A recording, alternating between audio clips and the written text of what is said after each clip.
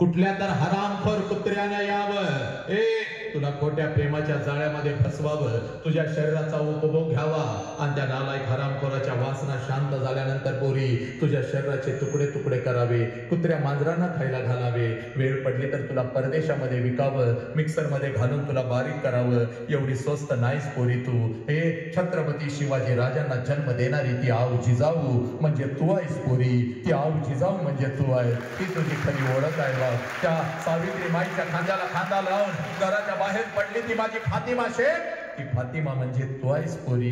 ही तुझी खरी ओळख आहे बघ पोरी. आजपासून जीव गेला तरी चालेल, 2 मार्क्स कमी पडले तर चालतील पोरी, पण ही ओळख विसरू नकोस. आलाच कुठला लांडगा तर त्याच्या नरड्यावर पाय देण्याची ताकद आणि धमक तुझ्या आई बापानं तुझ्या रक्तामध्ये पेरलेली आहे पोरी. ही ज्वलंत आग आज घेऊन जायचं आहे बघ.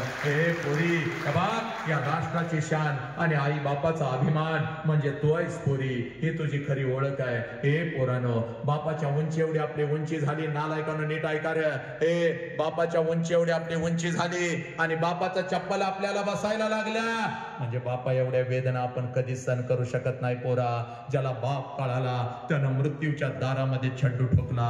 ही माती माझ्या संभाजी राजांची पोरानो, ही माती माझ्या संभाजी राजांची. वय वर्ष 32, वय वर्ष 32 आहे.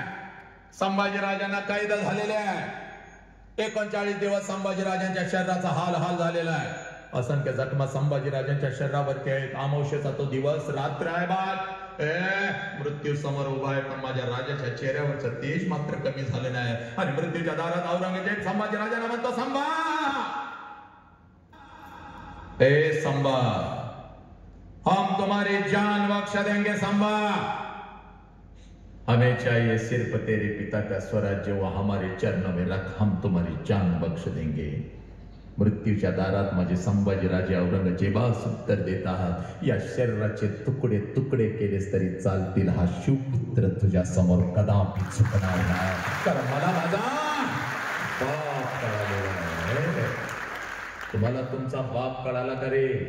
याच बापाच्या तोंडावर थुंकू लागला, व्यसनाच्या विळख्यामध्ये तुम्ही अडकू लागला नालायकानं. रात्रंदिवस तुम्ही धिंगाणा घालू लागला.